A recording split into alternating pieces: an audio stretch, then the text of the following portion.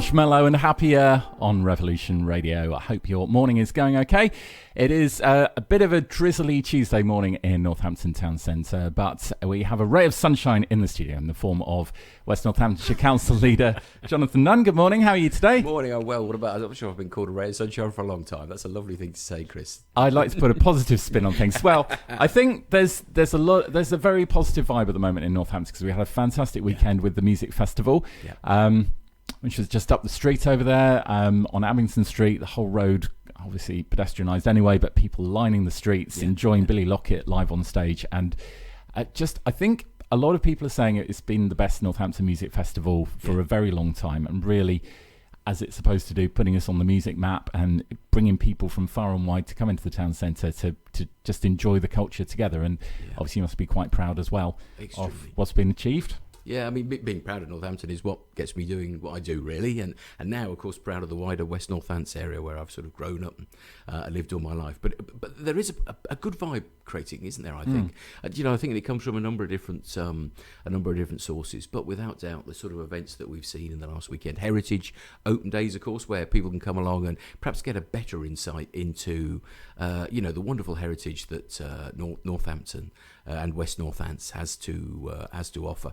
But yeah, great music festival. Everybody who came along and saw it seemed to have, like you, said it was really good. It goes from strength to strength. Big admiration for the people who organise it. It was John Richardson who started it. I think it's about 15 years ago. And what a great thing to do. Quite brave, really, to take on that sort of responsibility. And subsequently, we've seen a number of people who've dedicated themselves to doing it this year. Our mutual friend, Tommy Gardner, I think he's done a wonderful job. A really great vibe. And I think there's a certain spirit in Northampton. It's an independent spirit, for sure.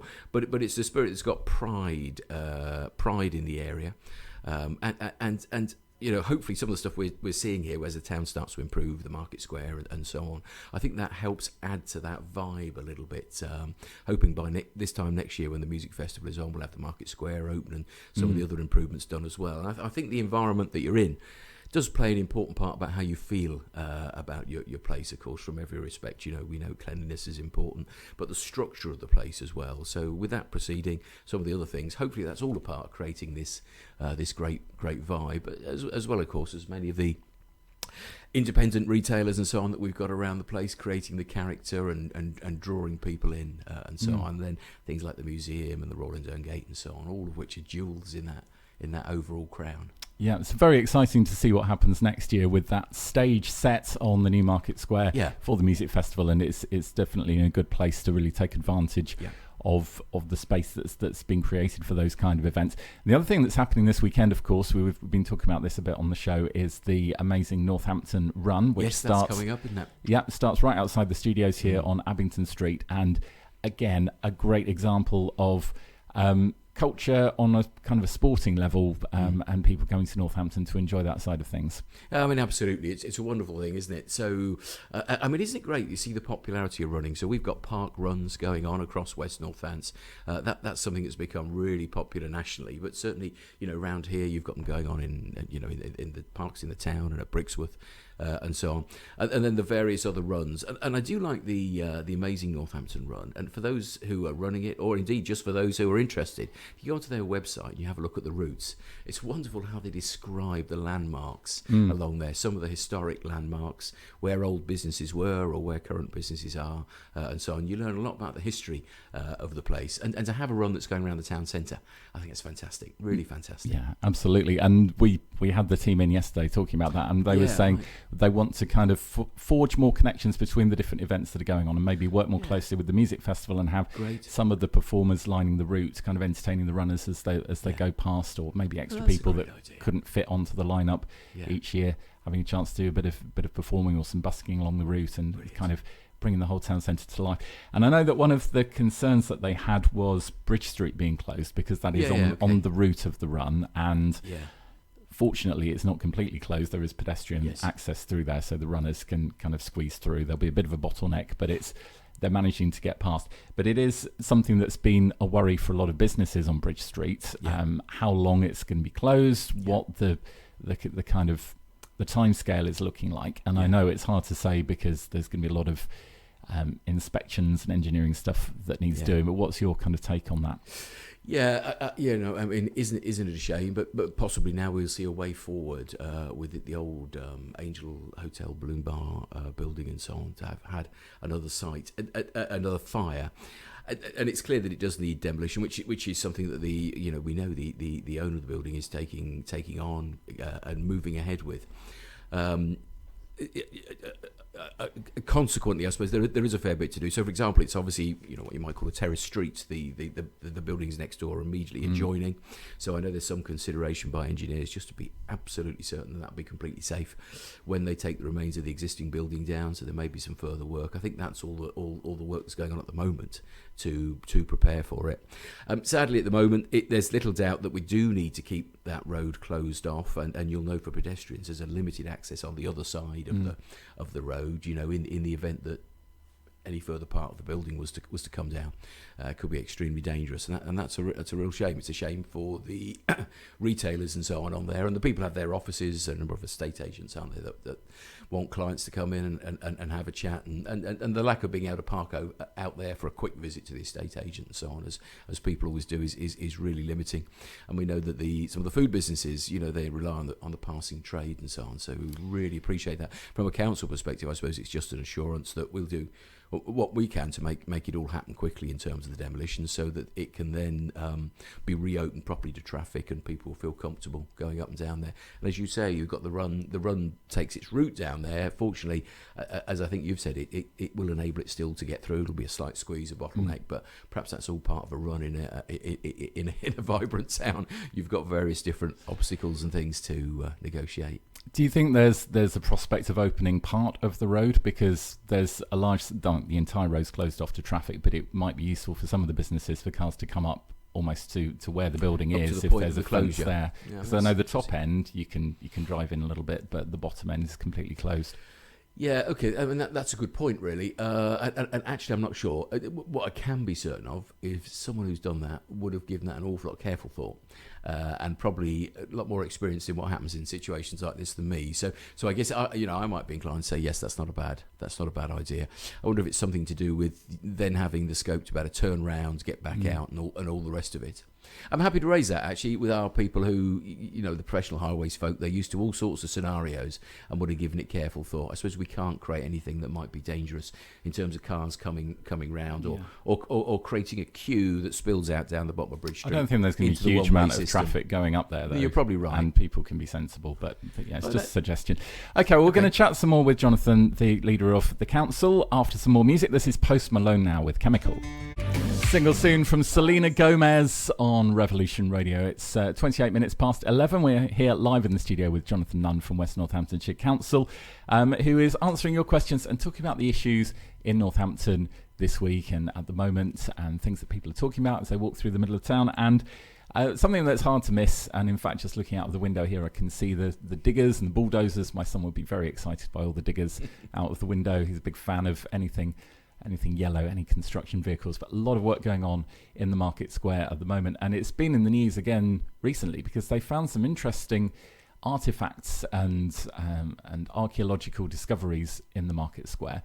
Are we at a point now where we're kind of moving above ground? Has most of that exploration work been completed? It has largely, Chris, yeah. And I mean, it has been great. They found all sorts of old things, really, metal objects and so on. There's an old post which the theory is that it might have been used for disciplining people being post or something like that. So, you imagine the old sort of medieval, if I'm quoting the right period, sort of stuff that you might see in films. So we're going to bring that back into use then? Well, thought about it. Yes, I don't know whether people would think people like me ought to be the first one there. Let's not get into that.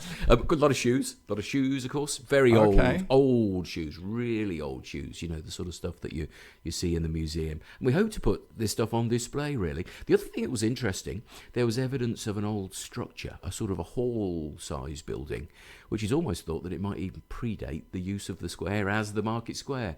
So really interesting looking into the history. The way the archaeologists work here is anything that is still very much in situ then has to be carefully covered and stays down there. So I think that will be what happens with the post I was just talking about. Just bury but it I think again. recovering the shoes and these other items, I think, were taken out, and hopefully at some point we'll get them on display. People can come and see them and so on.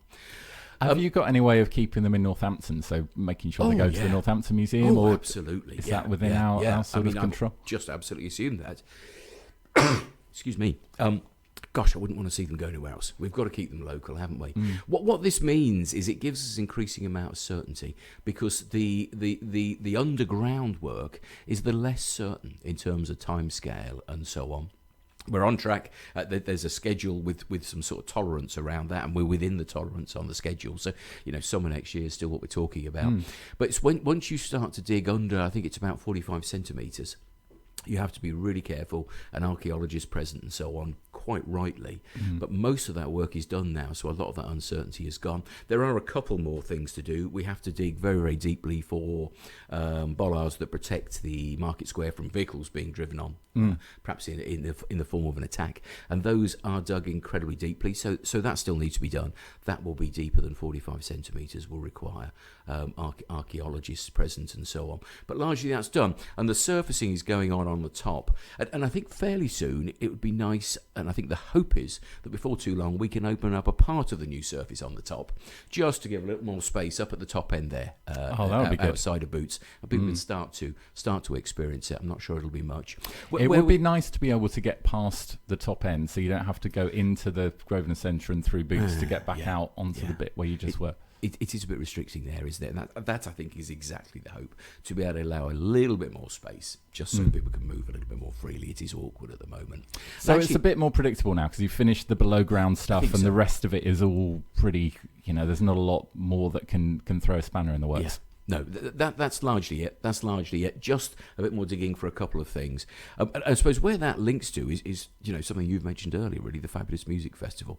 We would love to be on schedule to be able to deliver that, so that a key part of it is it being on the new Market Square. People can come in and experience it on the Market Square, and we're hopeful that'll happen. We just want to get a little bit more of this below, or the rest of this below ground stuff sorted, so we've got a bit of certainty around that finishing point. If they did dig and found something that needed a lot more time to do archaeology on, then that might put us back a bit. But that's what we'd love to be announcing when we've got a bit more certainty that we're working with the music festival to make perhaps the central stage back on the Market Square. And I think people would want to come in. That might, for many, be the first time they come in and fully experience it. So that'll bring all these different wonderful things together. Could be like an opening party. So I guess the objective is to reach a point where you can confidently announce an opening date, and then events like that have got some time to plan ahead. Yeah. We're relaxed about it being summer next year. We just need to get that high degree of certainty, I think. Fantastic. Okay, well, we're going to chat some more after music from Jazzy and Milo on the way next. Revolution Radio, bringing Northampton together. Jazzy on Revolution Radio with Giving Me. The hour is flying past. It's nearly 11:45 now, but we've still got Jonathan Nunn with us in the studio from West Northamptonshire Council. And we're talking about the issues that matter to you. Thanks very much to everyone that's got in touch. There's a lot in the news at the moment about the fact that the council has managed to acquire the old job centre building at the back of the Grosvenor Centre, which completes the set on the Monopoly board. So you've got BHS and M&S and the job centre. And when you've got all three of the same colour, then you can start building hotels and things, and maybe some extra houses. But that's been a long time coming, and obviously that building is an eyesore. It's derelict. It's hideous. I think most people would agree. Nobody's going to be shedding a tear if that gets demolished. Is that the plan? You're absolutely right, Chris. Yeah, and good description, really. Very ugly old sort of building. I'm not sure what era is it, the 60s or the 70s? Yeah. Is it really brutalist? Is it one of those? Oh, okay. No, I don't think it's... No. That kind of denotes a certain it'll get listed if I call it that. Which, watch out for that. But it is great, isn't it? So people will be familiar with the M&S footprint and the BHS footprint. This building is sort of sandwiched in behind them, really. And you can't really see the building, and it's not been used for an awfully long time. But what it does do, as you rightly say, is it opens up the size of that site. So it's really beneficial. As people will know, we're intending to turn that into a development which is mainly about residential. Want to make some really attractive sort of apartment type living in the town. That's also, of course, why we've got to improve the look of the Market Square of Abingdon Street and so on, so that people want to live there. But all that's coming along together. And so by acquiring this building, what we're now doing next week at our cabinet meeting, we've got the proposal there to approve the removal of asbestos. Obviously, these days you can't just knock a building down with asbestos in. It's going to be very carefully removed. We're fully aware of what dangerous stuff it is. So that's going to go ahead. And I think it's absolutely great. You think about how long we've been trying to piece this jigsaw together to have completed on the purchase of that building last month. For me, that was another great landmark. There was the purchase of M&S, the purchase of the BHS site, and now to get that, absolutely fantastic. So it's been in the plan for a while about what you were going to do with the BHS building, and that's going to take a while to get rid of because of the asbestos. Does having the job centre site as well make that whole process easier, or can it be done in the same time scale but just on a bigger scale? Yeah, it does make it easier. I suppose the biggest thing, I'm not sure about the firing order on these things, but the most significant thing is that gives us a much bigger site to play with. If, for example, we had only had one of M&S or BHS, it would have been much more constrained in terms of what we could have done. But to have both, we could have done a decent scheme. Having the job centre building as well makes it even more marvellous. And some of the things it includes, you would like to create something that perhaps for those apartments has a little bit of shared garden space or something like that.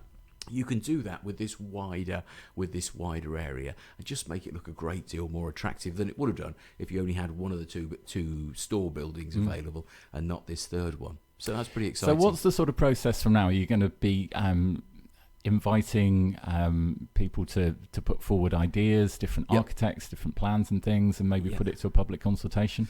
Yeah, for sure we will. I mean, it's got to be I think we're looking for what would be described as a development partner. People might be aware, one of the reasons the council's involved here is as a project, it's not really that viable. We think it needs doing, but it's not one in which a developer could come in and do the normal thing, which is to make a profit to pay their wages. The cost of the removal of asbestos and demolition and so on would mean if, even one of the most successful developers who are really good at creating these schemes and marketing the properties well, they would struggle to make a profit to cover their costs.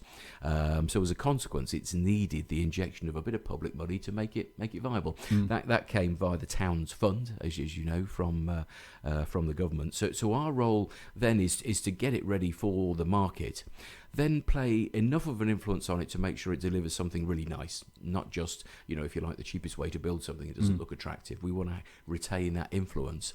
But at that point, we're not quite sure where the risk should sit in terms of the developer. It becomes a private development. So the answer is using the public money to make it happen, using the public influence to make sure that it creates something nice, but not necessarily exposing the public to any more risk than it needs to be. So I think we'll have a development partner of some sort who will then take the project on and create the properties. We hope they're going to be lovely apartments, a little bit of retail underneath, just to make it sort of, for everything. It's what you see in other countries in the US and in parts of Europe. You see they're living above, and everything that they need to live is available to them on the ground floor there. Sustainable sort of community and so on. So the money that was originally earmarked for this from the town's fund was just for the BHS building, I guess, or the M&S building. No, we've always factored in, hoping to get all three buildings into the mix. Okay, that's good. So it's not going to cost any more than it would have done. No. I think it's still all on track. And the result of having the extra space is going to make it a bigger project, and if you like, a more valuable project. The properties that will be then available will generate higher income because there'll be more of them and of better quality. So no, it's all on track in that respect. Fantastic. Well, we're going to squeeze in one more song before midday, and then we'll have a final chat with Jonathan after this from Lude and Matterfix. This is Big City Life. Lude and Matterfix with Big City Life here on Revolution Radio.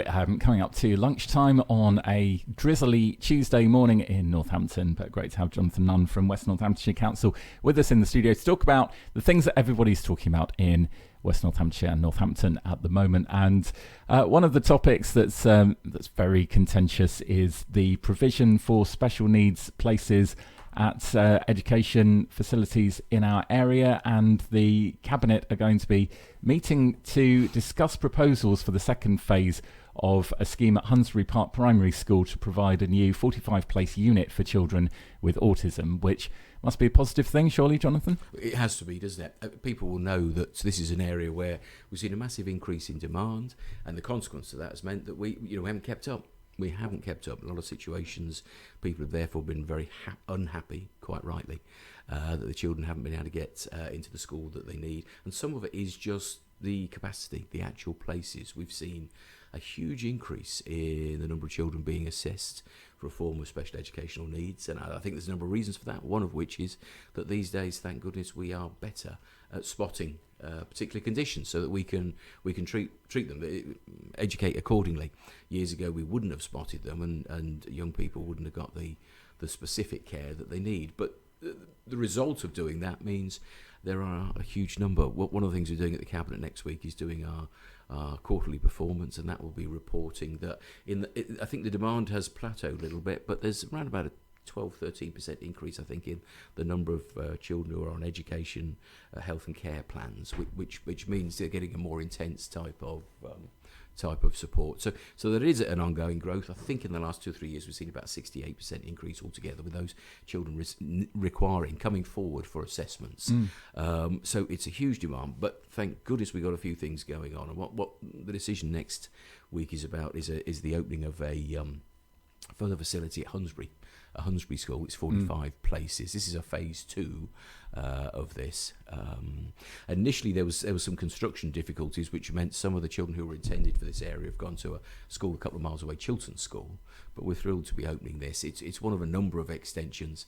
Progress is still being made towards delivering the new school at Tiffield, which will be about 250 places, but that's, because that's brand new, that's slightly more. I've got it long term, but medium term.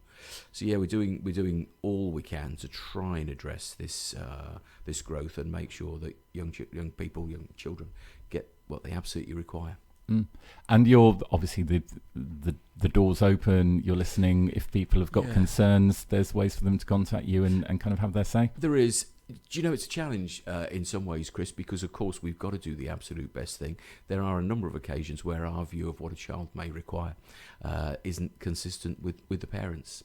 I think as a parent, there is nothing you would do more passionately and more vigorously than fight for what you believe is the right thing for your child. And on some occasions, our view doesn't match, and that's where we run into difficulties sometimes.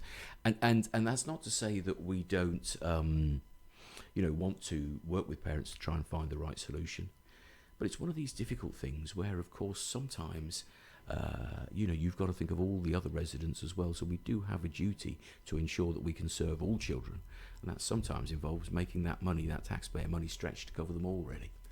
Because it's quite an expensive thing, educating children with special educational needs. That's not cheap. No, it is.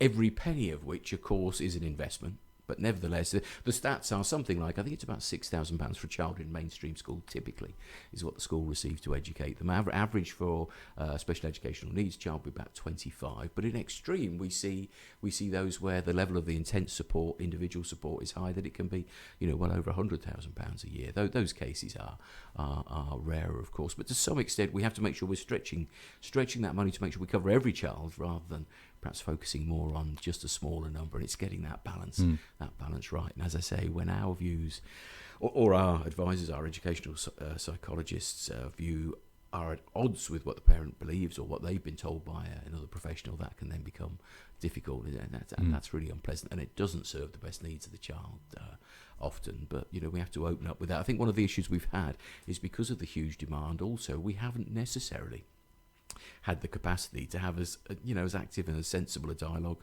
with parents as perhaps we now can. We've seen a lot of instances go to court. We're dramatically changing that. Got an in-house legal team specialising with this now, and our aim would be to resolve things with a satisfactory conclusion rather than seeing all these cases go to court, because what a rotten thing to do. A child that's got a very specific need, we end up developing a process like that's even more disruptive and harmful. Yeah, not great for anybody. No. The other thing, obviously, talking about education, in the national news, a lot of people very concerned about schools being closed because of the the RAAC concrete being found in the buildings. We know the Royal and Dern Gate has been affected by that. We've been talking about that a lot on the news. What's the kind of the status of the schools in our area? How many of those are closed, and are there some that have a question mark over them? I think we've pretty much got certainty around them now. People will know that we've got the Northampton International Academy. It seems to be the biggest one, really, with potentially up to, I think it's about 18 classrooms, but that information was a week or so ago, so that may have been clearer now. There was also an issue at Malton Primary School as well. The responsibility, it's complex with the academy sort of thing. You know, obviously the academies have responsibility over their buildings. We're stepping in where we think there might be a problem. We've tried to look at those that appear to have records of having RAAC in them. Plus we're also looking at those that were built within that 1950s to 1990s sort of period. And of course then we've also got an even greater responsibility for what we call the maintained schools. That's that relatively small number of schools that aren't part of an academy trust, but still, if you like, direct leadership from the council. We had, just a couple of days ago when I checked, still around about 20 schools that we were doing the desktop exercise on, and pretty certain that they didn't have RAAC in them, but which we felt still justified a site visit, and those are being undertaken. I think our aim is to get them finished during this week. So hopefully we're starting to quantify the problem. And then waiting to hear what happens with all sorts of other buildings as well. If you're in a private building, you know, if somebody owns an office building that they're in, they've got their own liability on that. And I think that the further issue is where that leaves them, the disruption to their business or whatever. So I think we'll hear more. We've tended to hear about the public stuff first, because naturally the schools have caught attention. Be interesting to see what continues to come out, what the impact on the private sector might be. Yeah, because obviously this was a building material that was used extensively at that time. There might be blocks of flats, there might be office buildings, and hopefully it's not the tip of the iceberg, but I think this is something that will develop. Thank you so much for coming in today. We've run out of time now, but always a pleasure, Chris. Thank you. No, thank you very much. And if you have anything else you'd like to put to Jonathan, he is going to be back in the studio in the coming months, as we do this every 4 weeks here on Revolution Radio. So do get in touch and let us know what you want us to be talking about. We're going to play a little bit of Polish music before the weather and the news at midday. Now this is Beatra Kozidrak and Jak dla mnie on Revolution. Mówiłeś, robię błąd, gdy zbyt pragnę i czasem wbijam